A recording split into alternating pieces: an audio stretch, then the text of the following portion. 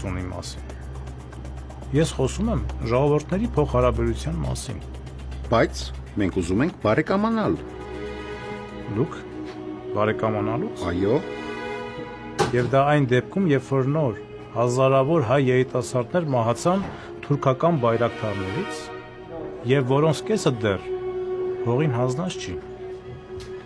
ճիշտ ես Գոր, բայց դա երբեք չի վերջանա,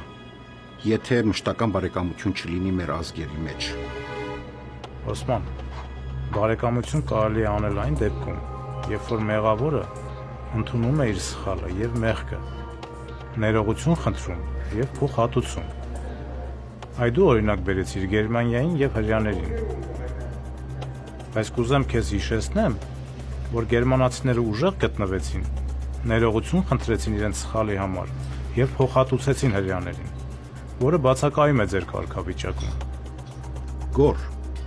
մի մոռացի, որ այդ բոլորը քաղաքական խաղեր են, իսկ մենք այդ թատրոնում պարզ դերակատարներ։